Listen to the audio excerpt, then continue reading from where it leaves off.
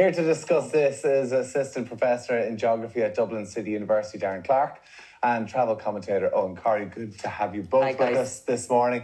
But listen, we'll start with you, Darren. I mean, we are seeing wildfires. We are seeing major flooding. We know that the temperature is rising here in Ireland, probably more than a lot of the other EU countries.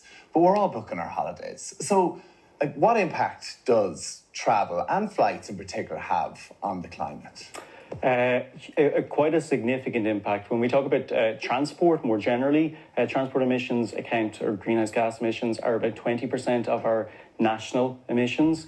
Aviation within that is roughly 11% of our transport emissions. So a significant contributor to climate change. It's second only to road transport.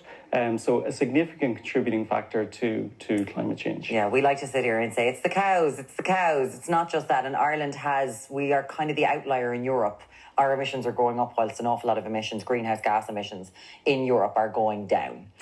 But people will kind of be going, well, we developed a lot later than European countries. Can we take the hit? No, we're pretty bad, aren't we? Per person, we're one of the worst in Europe. So we have the highest greenhouse gas emissions per person in Europe. And that line off the previous line that we could say we're late developing as a country might have worked in the past, but we're a developed country now. We have huge responsibilities and we should be taking action much greater than we are.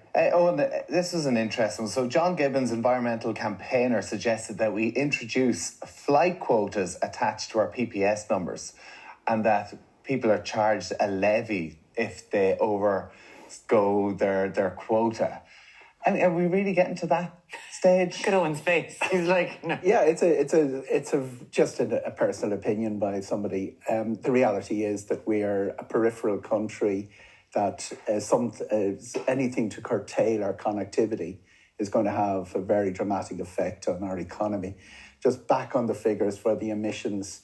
Our aviation, the overall aviation emissions, about 2% worldwide. The reason Ireland has such a high per head contribution is that one of our airlines, which only has 4% of its business to and from the island, happens to be the biggest in Europe by a margin of about 60 million passengers. Yeah, Ryanair. So Ryanair and Aer Lingus, there are two airlines. Let's cut to the chase here. Yeah. Within the aviation industry, this is a massive debate. They have decided to be hit net zero by 2050, a long way away. They've set a series of targets on the way. What is different about aviation and different about the sort of debate that the COP16 in Glasgow and COP17 in Sharm, which I went to see, what is different with when you have an industry like aviation engaging this subject is that it's not 200 countries, all with different opinions. As an industry, they've sat down and they've said, this is our target. It was a much lower target. It was a much less ambitious target until an Irishman took control of it, Willie Walsh. Mm-hmm. So that's what the aviation industry has set out to do. What the two Irish airlines have set out to do. Put huge investment into lower emissions. It's a bit ambitious, so really. Net zero by 2050? It's going to be very hard to make it, Tommy, but it does. What happens is that, you have the ambition, you have the lightness of mind among people, and there are people within the aviation circle that wouldn't be as enthusiastic about the whole climate debate.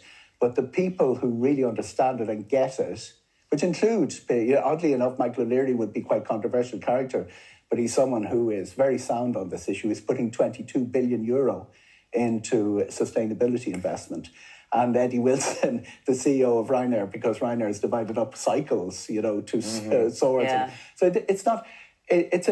aviation knows its place in the debate that it's got, because it's two things. It's got 2% of the emissions are coming from aviation. Second of all, they're at, as Darren will concur, a very damaging height because the nature of aviation emissions is in the sky.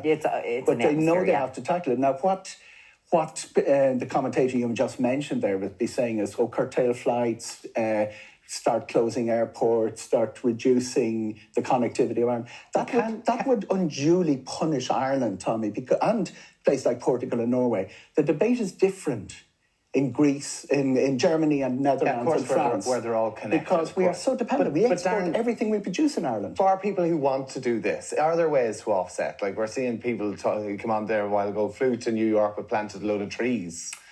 Does that work? Are there ways to offset? So actually, if we take it back a step... You really haven't it? I thought that was a good thing, actually, planted a few trees if you can. It has its drawbacks, but more generally, if we're talking about a family, say a family of 2 adults and 2 children going to Malaga, for example, for a week's holidays this summer, it emits roughly the equivalent in greenhouse gas emissions of what it would take to heat and put electricity in a home for about 6 months. So that flight of 4 people going on holidays would roughly be the equivalent. Well, that's the whole flight. The flight of 4 people, 2 adults and 2 children would be the equivalent of... So multiplied by what?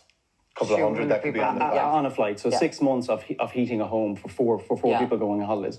To bring it back to your question, though, Tommy, about whether it actually has an impact to offset.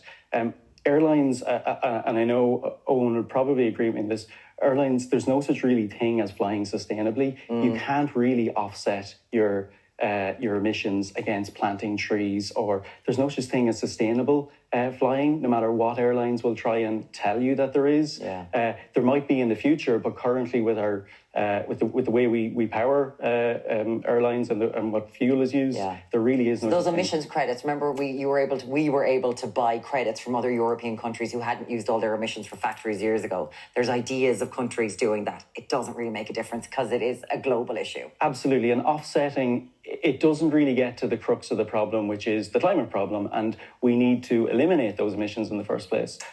Okay. It is, it's interesting. Did he make you feel bad about your holidays this morning? Well, we see Alan Hughes, who's just walked into the studio tutting and not very impressed with this. He's never off his holidays. He's cutting trees down in his back garden. He doesn't care. But I mean, listen, is this something that would actually make you think that you'd like to stay in the country as opposed... Go to Muireann. Let's go to Muireann for our holidays. You can't afford to. It's cheaper to go to Spain. Like, it's cheaper to go to Spain. We look after you, man. Oh, thanks. Okay. 111. Eoghan Corry, travel commentator. Great to have you with us, as always. Always a pleasure, Tom. Darren Clarke, Assistant Professor of Geography at DCU. Thank you both. Thanks so much.